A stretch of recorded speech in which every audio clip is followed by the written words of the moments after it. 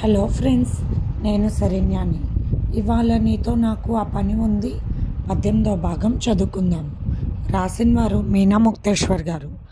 అనిరుద్ధ్ చిన్న పిల్లోడిలా బాధపడిపోతూ ఉన్నాడు. ఆకాంక్ష గుండెల్లో తలదాచుకుని. ఆకాంక్షకు బాధగా అనిపించింది. నాన్నగారు ఎప్పుడు అంటూ ఉండేవారు, అనిరుద్ధ్, పుట్టిన ప్రతి శిశువులు కల్మషం లేని శిశువులే.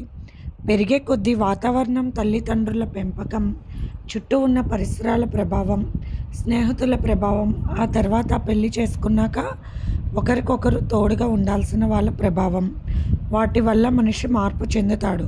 చెడుని కానీ మంచిని కానీ, మంచిగా ప్రతి ఒక్కరి జీవితం ఉండదు. చెడ్డవాళ్ళని ముద్ర వేసుకుని కూర్చున్న వాళ్ళందరూ చెడ్డవాళ్ళు కాదమ్మా అంటూ ఒక్కసారి ఒక మాట చెప్పారు. తల్లిని చంపిన హంతకుడు అంటూ భయంకరంగా టీవీలో ఒక వార్త వచ్చింది. అప్పుడు ఆకాంక్ష, అన్వేష్ ఇద్దరూ కూడా వాళ్ళ అమ్మతో కలిసి ఇటువంటి వారికి ఉరిశిక్ష వేయాలంటూ మాట్లాడుతూ ఉన్నారు. నిజమే, టీవీలో చూపిస్తున్న విధానానికి, పదే పదే చెబుతున్న మాటలకు, పిల్లల్లో భార్యలో ఆ కోపం వచ్చే మాటలు అలా సాగుతుండడం గమనించారు గోపాలరావు గారు. ఆకాంక్ష, ఇలా రామ్మ అంటూ పిలిచారు. ఆ అబ్బాయి వాళ్ళ అమ్మని చంపడానికి కారణం ఉంది అంటున్న తండ్రి వైపు చూసింది ఆకాంక్ష. ఏమి కారణం నాన్న, అలా చంపడం ఏమిటో అని మనసులో అనుకుంది. నాన్నగారు ఊరికే ఏ విషయం అన్నారన్న విషయం ఆమెకు తెలుసు. అందుకే మనసులో ఉన్న మాటను పైకి చెప్పదెప్పుడు. తన తండ్రి చెప్పిన మాటలు విని అప్పుడే నిర్ణయించుకుంటుంది ఆకాంక్ష. ప్రపంచంలోని ఏ విషయానైనా కూడా తన తల్లిదండ్రులు దేవుళ్ళు లాంటి వారు అనడానికి ఎంతోమంది తన స్నేహితులను, చుట్టుపక్కల వాళ్ళను ఎందరినో చూసింది. తండ్రి స్థానం బాగాలేని వాళ్ళు, బాధ్యత లేని తల్లి ఉన్న వారు ఎన్నో ఇబ్బందులు పడుతున్న సంగతులు అన్నీ చూసింది. ఎన్నో విషయాలు పేపర్లో, టీవీలో రకరకాలుగా వింటుంది. అయినప్పటికీ తన తండ్రి దొరకడం, తన తండ్రి లాంటి ఉత్తముని బిడ్డగా అమ్మ కడుపున జన్మించడం కన్నా అదృష్టం ఇంకొకటి లేదు అనుకునేవారు ఆకాంక్ష, అన్వేష్. ఏమైంది నాన్నగారు అన్నది ఆకాంక్ష.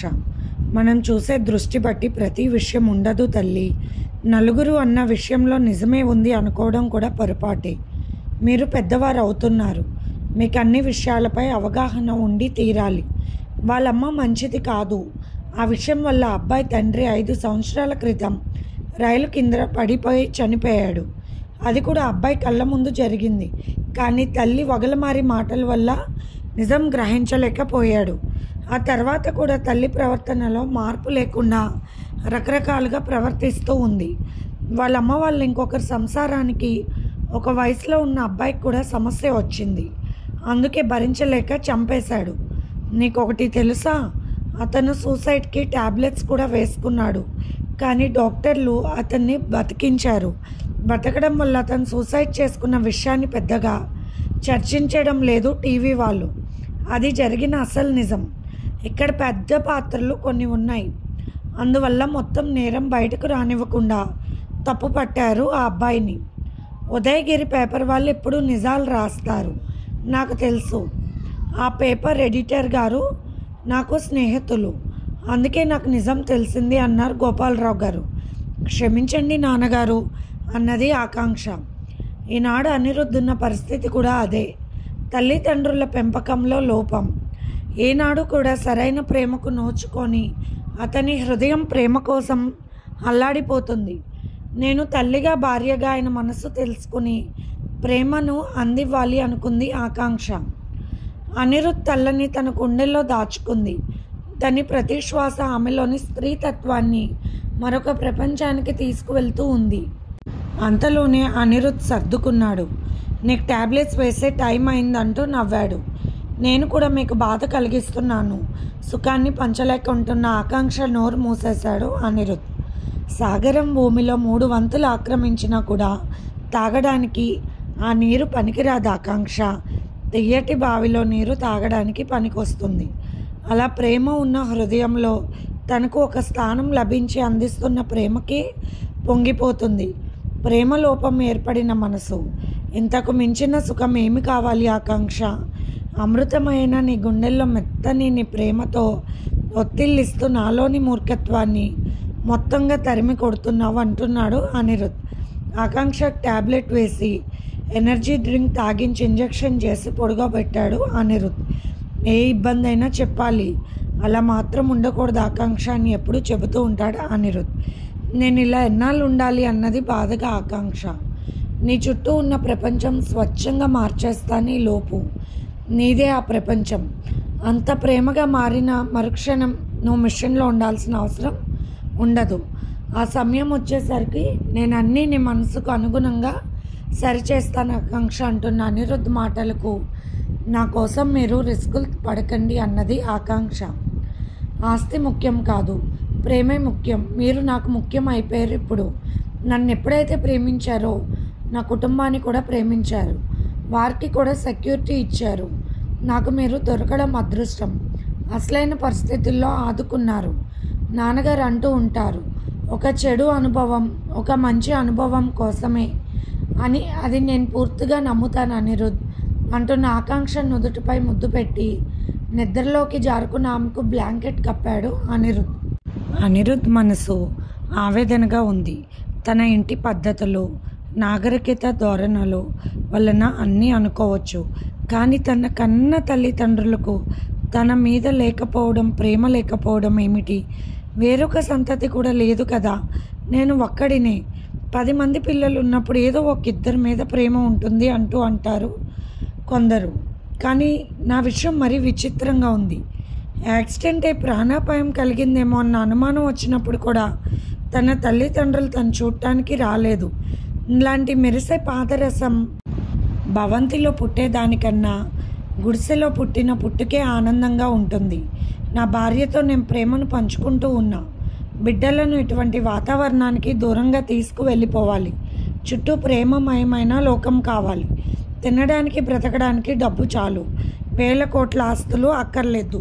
క్షణక్షణం బతుకు భయంతో, అనేక ప్రాణ పరీక్షలతో ఎందుకు ఈ బతుకు అన్నట్టుగా అనిపిస్తుంది అనిరుద్ మనసుకు. నేను తాళి కట్టి పెళ్లి చేసుకున్నాను.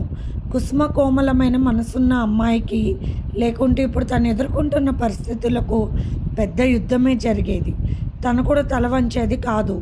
అలా అని కన్న తల్లిదండ్రులను వారి పద్ధతులకు ద్వేషిస్తాడే తప్ప ప్రాణాలు తీసేంత రాక్షసుడు కాదు.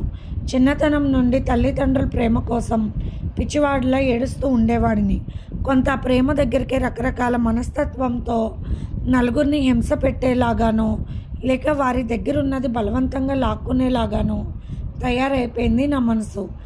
కానీ ఆ ప్రేమ దొరికిన వాడు ఎన్ని కోట్ల ఆస్తి కూడా ఒక్క పక్కన పెడితే ప్రేమ ఉన్న ఆకాంక్ష వైపు బరువుని తోచలేదు. తూనిగా ప్రేమకు అంత అర్థం ఉంది అని ఇప్పుడిప్పుడే తెలుస్తుంది. రుక్మిణి మాతకు భక్తితో కూడిన ప్రేమతో తులసీదళం పెట్టడంతోనే ఆ జగన్నాటక సూత్రధారి తూగిపోయాడు.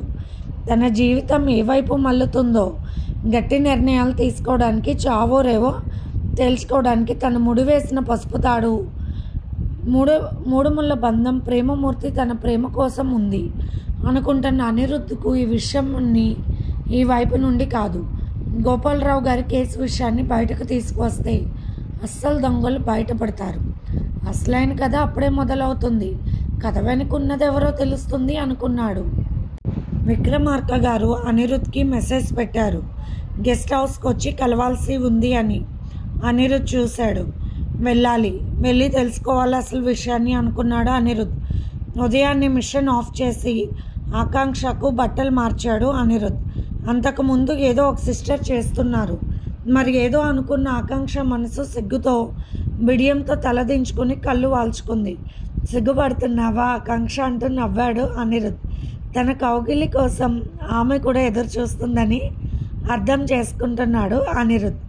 ఈ మధ్యనే ఆకాంక్ష కళ్ళల్లో ఆనందం, భర్తతో జీవితం పంచుకోవాలని, ఆ రోజు ఎప్పుడు వస్తుందో అని కూడా ఆమె ఎదురు చూస్తుంది. సున్నితమైన అందమైన ఆమె ముఖంలో ఏ భావాలు తొలగిపోవు. సిగ్గుతో ఆమె బుగ్గలు ఎర్రబడ్డాయి. అందమైన ఎర్రటి పెదాలు అదురుతూ ఉన్నాయి. కావాలని డ్రెస్ తీసి ఆమెకు బాత్ చేయిస్తున్నాడు అనిరుద్. మిషన్లో ఉన్న సున్నితమైన స్పాంజ్ టైప్ బ్రష్లు మసాజ్ చేస్తూ స్నానం చేస్తాయి. కానీ అనిరుద్ మాత్రం తనే చేయించాలని ఆ సేవలు తాను చేస్తున్నాడు. ఒక మంచి మనసున్న భర్త కూడా ఇటువంటి సమయంలో ఏ కోరిక లేకుండా ఇలా సేవలు చేస్తారా? నిజంగా ఆ విషయంలో అనిరుద్ధ్ దేవుడు లాంటి వాడు. తన తల్లితో తమ్ముడితో మాట్లాడిస్తున్నారు. వారి మంచి చెడ్డ చూస్తున్నారు. అంతేకాదు అన్వేష్కు వాళ్ళ వీడియోలు పంపమని చెప్పడంతో అనిరుద్ధ్ పంపిస్తున్నాడు ఆకాంక్ష ఫోన్కి. అనిరుద్ధ్ ఉన్నప్పుడు వీడియో కాల్ చేయించి మాట్లాడుతున్నాడు. అప్పుడే తనకు అలా జరిగి నెల రోజులు కావస్తుంది. ఈ నెల రోజుల్లో విక్రమార్క గారు మధురిమ గారి ఇంట్లో లేకుండా తిరుగుతూ ఉన్నారు బిజినెస్ పని మీద స్టేట్స్కి. నిజానికి తమ బిజినెస్తో అంత పని లేదు. వారు చేసేంత ఏదో కొత్త విషయాలు చేస్తున్నారన్న విషయం అర్థమైంది. అందుకే గుట్టు చప్పుడు కాకుండా తల్లి వెళ్ళడం కూడా గ్రహించాడు ఫణీంద్ర సహాయంతో అనిరుద్ధ్.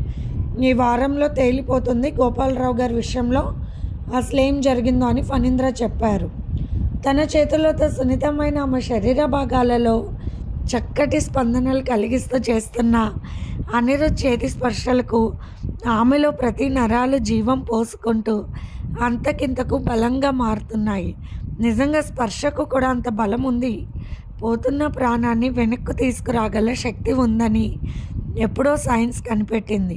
బిడ్డను కన్న తల్లి మరణస్థితిలో ఉన్నప్పుడు ఆ శిశువుని ఏమీ లేని ఆమె గుండెలపై పడుకోబెట్టినప్పుడు ఆమె బిడ్డ స్పర్శకే ఆమెలో చలనం వచ్చిందని సైన్స్ చాటి చెప్పింది. అలాగే ఆ పాప ఏడుపుకి ఆ తల్లి స్పృహలోకి వచ్చిందన్న న్యూస్ చక్కటి సైన్స్కు అందని విషయాన్ని బయటపెట్టింది 1960లోని. ఇప్పుడు అదే విధంగా అనిరుద్ధ్ చేతులు ఆకాంక్ష ప్రతి అణువును సున్నితంగా స్పర్శిస్తూ డాక్టర్ గారు ఇచ్చిన సోప్ లిక్విడ్తో వాళ్ళు చెప్పినట్టుగా మసాజ్ చేస్తూ శుభ్రం చేస్తున్నాడు. ఆమె నడుమ భాగంలో కదలికలు రావటానికి తనదైన ప్రయత్నం తాను చేస్తున్నాడు అనిరుద్ధ్. ఆకాంక్ష అనిరుద్ధ్ వైపు చూడలేక తల వంచుకునే ఉంది. అందంగా ఉంటారు అమ్మాయిలని తెలుసు, కానీ మరీ ఇంత అందం ఇలా నా కళ్ళ ముందుంటే చాలా ఇబ్బందిగా ఉంది నాకు మరి అంటూ నవ్వుతూ ఆమె ముఖాన్ని ముద్దులతో ముంచెత్తుతూ చక్కగా తను చేసే పని తనకు ఏ కష్టం ఉండదన్న భావన ఆకాంక్షలో కలిగిస్తూ అనుకోకుండా ఎంతో ప్రేమతో చేస్తున్నాడు. తన చేతులతో ప్రేమ వైద్యం అనిరుద్ధ్. మెత్తని క్లాత్తో ఆమె ఒళ్ళంతా శుభ్రంగా డాక్టర్ గారు ఇచ్చిన లిక్విడ్ నీళ్ళు వేసి తుడుస్తున్నాడు. పడుకునే ఉండడం వల్ల శరీరం గాయపడకుండా చాలా పని చేస్తుందని చెప్పారు డాక్టర్. నిజంగా పసిపాపకు చేసినట్లు అన్ని పనులు చేస్తున్నారు. మీ రుణం ఎలా తీర్చుకోవాలి అని మనసులో కూడా అనిపించలేదు ఆకాంక్షకు. ఆయన నా భర్త, నాకు ఆయన, ఆయనకు నేను. ఏదైనా ఇటువంటి పరిస్థితి ఉన్నప్పుడు చేసుకోవాల్సిందే అని చెప్పిన అనిరుద్ధ్ మాటలు చెవుల్లో ప్రేమగా మోగుతూ ఉంటే సిగ్గుతోనే ఉండిపోయింది ఆకాంక్ష. బాత్రూంలో అద్దంలో కూడా చూసుకోవడానికి కొంత సిగ్గుపడే ఆకాంక్ష అందాలను అర్థవంతంగా చూస్తూ అన్నీ వర్ణిస్తూ సేవలు చేస్తున్న భర్త వైపు చూస్తూ మురిసిపోయింది లోపల ఆకాంక్ష. సూప్ ఆకాంక్షకు తాగించాడు. ఆకాంక్ష, నన్ను నాన్నగారు రమ్మన్నారు గెస్ట్ హౌస్ కాస్త దూరంగా ఉంటుంది. నేను వీడియో కాల్లో చూస్తూనే ఉంటాను, ఇబ్బంది పడవద్దు. ఎట్టి పరిస్థితుల్లోనూ నీకు నేనున్నానన్న మాట మర్చిపోవద్దు. ఇక్కడ తగిన బలగాన్ని ఉంచి వెళ్తాను. నాకు అందరి మీద కూడా అనుమానంగానే ఉంది అని చెబుతున్నా అనిరుద్ధ్ వైపు చూస్తున్న ఆకాంక్ష కళ్ళల్లో నీళ్లు. ఏమండి, నా వల్ల మీ అమ్మ నాన్నలకు మీరు దూరం అయ్యారా అంటూ నాన్న అమ్మ విలువ నాకు బాగా తెలుసు. వారిని మిస్ అయితే ఎంత బాధగా ఉంటుందో తల్లిదండ్రులు ఉండి కూడా మీరు బాధపడటం నా వల్లనేనేమో అన్నది ఆకాంక్ష. నీ ఆలోచన శైలి వారికి ఉంటే నెత్తి మీద పెట్టి చూసుకుంటాను. ఎప్పుడు తల్లిదండ్రులతో సుఖపడలేదు ఆకాంక్ష. చెప్పాను కదూ, నా జీవితంలో మొదటి నిజమైన ఆనందం అంటే నువ్వే. ఇక మిగిలినదంతా రాజకరిపు హంగులతో కూడుకున్న పైకి మేడు పండులాగా కనిపించే జీవితమే నాది. నిజమైన ఆనందం నాకు నీకు ఇలా అన్ని పనులు చేస్తున్నప్పుడు కలుగుతూ ఉంది. నువ్వు నా భార్య, నా ప్రాణానివి అని, నా జీవితం నీ కోసమే అని, ఇంకా ఏవేవో అనిపిస్తుంది. అందంగా మన జీవితం సాగాలి అని, పిల్ల పాపలతో మనం ఆనందంగా ఉండాలి అని, ఇక్కడి నుంచి ఆస్తుల నుండి దూరంగా పారిపోవాలని, నిజమైన ప్రేమ తీరంలో ప్రేమ పక్షులుగా ఎగిరిపోతూ ఒక చిన్న గూడు కట్టుకొని అందులో మన ప్రేమ జీవితం, ఆ తర్వాత తల్లిదండ్రులుగా జీవితం, ఇంకా ఇంకా ఎన్నో ఎన్నో ఆశలు ఉన్నాయంటున్న అనిరుద్ కళ్ళల్లో నీళ్ళు. ఏమిటండి అంతలా బాధపడిపోతున్నారు అన్నది ఆకాంక్ష. ఆకాంక్ష, నువ్వు నా ప్రాణం. నాకేదైనా ప్రాణహాని ఉందేమో అని భయంగా అనిపిస్తూ ఉంది. ఎందుకంటే నా కోసం కాదు, కేవలం నీ కోసమే. నీతో 100 ఏళ్ళు జీవించాలన్న ఆశతో అంటూ ఉన్న భర్తను దగ్గరకు తీసుకుంది. అతనిని తన గుండెల్లో దాచుకుంది. కాసేపు పసిబుడ్డలా ఆమె హృదయంలోని ప్రేమతత్వ తేనెలను ఆస్వాదించాడు. ఆ తర్వాత అధురామృతాన్ని సేవించి, ఇక నాకే బాధ ఉండదు, ఆనందంగా జీవించడానికి అంటూ నవ్వేశాడు అనిరుద్. విలాసమైన పురుష అహంకారంతో ఎటువంటి ఆస్వాదనలు ఎన్ని ఉన్నా అవి నిజంగా నాలో ఏదైనా విషయం నింపలేదు. నీ ప్రేమతత్వం నాకు తెలియని దివ్య అమృతాన్ని ఇచ్చిందంటున్న అనిరుద్ వైపు చూస్తూ తన అవస్థను చూపించింది కళ్ళతో ఆకాంక్ష. ఆమె నైటీ జిప్పు లాగేశాడు అనిరుద్. ఆమె ముఖాన్ని శుభ్రంగా తుడిచాడు. అక్కడున్న చెట్టు మహాలక్ష్మి తల్లి కుంకాన్ని ఆమె నుదిటిన పాపిట్లో పెట్టాడు అనిరుద్. ఆమె చేతులకు తను తీసుకువచ్చిన బంగారు గాజులు తొడిగాడు. ఆ తర్వాత ఎంతో ఖరీదైన వజ్రాలతో పొదిగిన బంగారు మంగళసూత్రాలను ఆకాంక్ష మెడలో వేశాడు అనిరుద్. పసుపు తాడు తీయబోతుంటే వద్దు అన్నది ఆకాంక్ష. మహాలక్ష్మి గుడికి వెళ్ళినప్పుడు మనిద్దరం అక్కడున్న పంతులు గారిని అడిగి ఎప్పుడు తీయాలో అడిగి చూద్దామంటున్న భార్య వైపు చూసి ఆమె మొహాన్ని తన చేతుల్లోకి తీసుకుని ముద్దు పెట్టుకున్నాడు అనిరుద్. ఆకాంక్ష పాదాలకు మెట్టెలు తొడిగాడు. మనస్ఫూర్తిగా ఆమెను దగ్గరికి తీసుకుని వెళ్తాను ఆకాంక్ష అని చెబుతున్న భర్తతో, సెక్యూరిటీ చూసుకోండి, వెళ్ళి వస్తానని చెప్పండి అన్నది ఆకాంక్ష కళ్ళ నిండా నీళ్లతో భర్త వైపు చూస్తూ. తల్లిదండ్రుల దగ్గరికి వెళ్ళటానికి సెక్యూరిటీ తీసుకోవాల్సిందే కదూ, నేను ఎవరికి ఉండదు ఇటువంటి పరిస్థితి అంటూ నవ్వేశాడు కళ్ళ నీళ్ళతో అనిరుద్. అక్కడున్న గన్లో వచ్చేసి ఫ్యాంట్ పాకెట్లో జేబులో పెట్టుకున్నాడు. ఒక వార్డ్రోబ్ తీసి అందులో ఉన్న స్టోన్స్తో ఉన్న వెండి బెల్ట్ పెట్టుకున్నాడు అనిరుద్. షూస్ వేసుకుంటున్నప్పుడు కూడా కొన్ని జాగ్రత్తలు తీసుకున్నాడు. పైన రెడ్ కలర్ జాకెట్ వేశాడు. తొందరగా వచ్చేస్తాను, ప్రాణాపాయ స్థితి రాదు ఆకాంక్ష, భయపడుకు అని వదులుకోవటానికి సిద్ధపడుతున్నాను. నీ ఆస్తులకు ఉన్న విలువ నా ప్రాణాలకు లేదు ఆకాంక్ష, కేవలం నీ కోసం నా ప్రాణాన్ని ఎలాగైనా కాపాడుకుంటానని భార్యకు ధైర్యం చెప్పి ఒకసారి మెట్టెలు తొడిగిన ఆ పాదాలకు ముద్దు పెట్టుకున్నాడు అనిరుద్. ఇది ఫ్రెండ్స్ ఇవాళ ఎపిసోడ్. రేపు ఇంకొక ఎపిసోడ్తో మేము ముందుకు వస్తాను. మీకు కనుక స్టోరీ నచ్చినట్లయితే లైక్ చేసి షేర్ చేసుకుని సబ్స్క్రైబ్ చేసుకోండి. అలాగే మన ఛానల్లో ప్రసారం అవుతున్న positive thoughts written by Shri Komnapalli Ganapatirao గారు కూడా చదివి మీ అమూల్యమైన సమీక్షలు తెలియచేయండి. ఉంటాను.